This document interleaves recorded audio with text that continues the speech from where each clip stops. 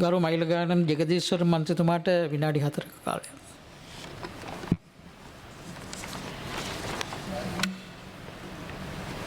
சபைக்கு தலைமை தாங்கும் உறுப்பினர் அவர்களே, இன்றைய தினம் இந்த ஒத்திவைப்பு பிரேரணை உண்மையில் மிகவும் முக்கியத்துவம் வாய்ந்தது. அந்த வகையில் இந்த ஒத்திவைப்பு பிரேரணையை முன்வைத்த பாராளுமன்ற உறுப்பினர்களுக்கு நன்றியை தெரிவித்துக் கொண்டு, இலங்கையிலே இந்த சுதேச மருத்துவத்துறை நீண்டகால பாரம்பரியம் கொண்டதாக இருக்கின்றது. குறிப்பாக வடக்கு கிழக்கு மாகாணங்களில் சித்த மருத்துவம் மக்களின் வாழ்வியலோடு ஒன்றிப்பிணைந்த ஒன்றாக காணப்படுகின்றது.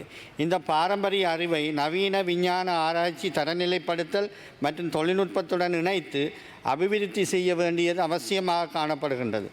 இன்று நாம் எதிர்கொள்ளும் பிரதான பிரச்சினை ஆயுர்வேத சித்த மற்றும் யுனானி மருத்துவ பட்டதாரிகள் வேலைவாய்ப்பின்மையாகும். 2025ஆம் ஆண்டு தரவுகளின்படி கிட்டத்தட்ட 1990 ஆயுர்வேத சித்த மற்றும் யுனானி மருத்துவர்கள் பயிற்சியை முடித்து வேலை வாய்ப்பின்றி நமது நாட்டிலே காணப்படுகின்றார்கள். இதற்கான பிரதான காரணத்தை நாங்கள் எடுத்து நோக்கினோம். ஆனால் சரியான மனிதவள திட்டமிடல்கள் இங்கு கடந்த காலங்களிலே காணப்படவில்லை.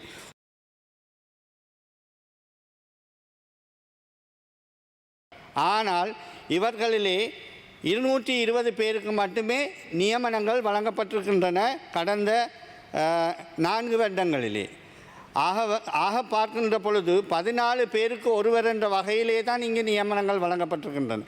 இதன் ஊடாக இந்த பயிற்சி நெறியை அல்லது இந்த பட்டப்படிப்பை மேற்கொண்டிருக்கின்ற இந்த சித்த மருத்துவர்களுக்குரிய எதிர்பார்ப்பு, அவர்கள் அந்த பட்டப்படிப்பை முடித்து தொழில் வாய்ப்பை எதிர்பார்த்திருந்தவர்களுக்கு மிகவும் ஏமாற்றமும் ஒரு மனசஞ்சலமும் தான் தற்பொழுது ஏற்பட்டிருக்கிறது. எனவே இதற்கு சரியான திட்டமிடல்களை நாங்கள் எங்களுடைய காலப்பகுதியிலே நிச்சயமாக மேற்கொள்ள முடியும் என்று நான் நம்புகின்றேன். அந்த வகையிலே வடக்கு மாகாணத்திலே இதுவரை உள்ளக பயிற்சிகளை நிறைவு செய்த கிட்டத்தட்ட 140 சித்த மருத்துவத்துறை பட்டதாரிகள் காணப்படுகின்றார்கள். இவர்களிலே பயிற்சியை முடிக்காதவர்கள் 30 பேரும், மொத்தமாக 170 பேர் காணப்படுகின்றார்கள். தொடர்ந்து பட்டதாரிகளை உருவாக்கும் அதேவேளை அவர்களுக்கு வெற்றிடங்கள், மனிதவள தேவை, தனியார் துறை மற்றும் மருத்துவ சுற்றுலாவின் தேவைகள் ஒருங்கிணைந்த நீண்ட கால மனிதவள திட்டம் ஒன்றை நாங்கள் உருவாக்க வேண்டிய தேவை இருக்கின்றது. இதைவிட 2025ஆம் ஆண்டிலே வடக்கு மாகாணத்தில் கிட்டத்தட்ட 42 சித்த மருத்துவர்களை எமது அரசாங்கம் உள்வாங்கி இருக்கின்றது. கடந்த ஆண்டு 303 பேர் இதற்கு உள்வாங்கப்பட்டிருக்கின்றார்கள்.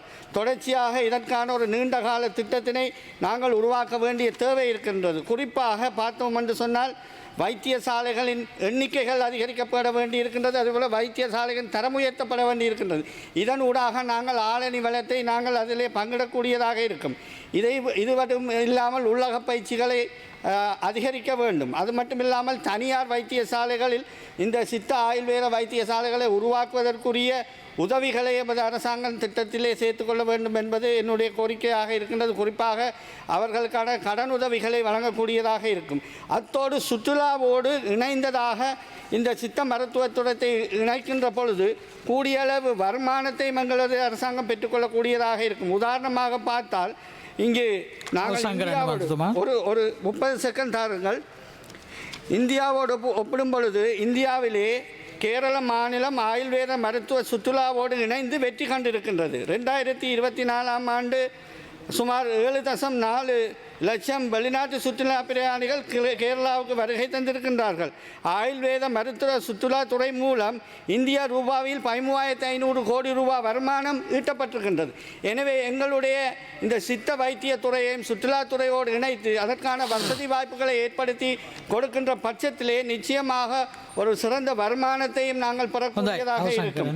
எனவே ஆயுர்வேத சித்த மருத்துவத்தை வில்லிங்னஸ் யோகா மற்றும் ரிஹாபிலேஷன் உடன் இணைப்பதன் மூலம் புதிய அந்நிய செலாவணியை ஈட்டுக்கொள்ள முடியும். எனவே இவ்வகையான முன்மொழிவுகளையும் நான் வைக்கின்றேன். அதே போல எதிர்காலத்திலே எங்களுக்கு பல திட்டங்கள் இந்த சித்த வைத்திய துறையை அபிவிருத்தி செய்வதற்கு இருக்கின்றது. அதையும் எங்களுடைய காலத்திலே செய்ய வேண்டும் என்று கேட்டு விடைபெறுகின்றேன். நன்றி, வணக்கம்.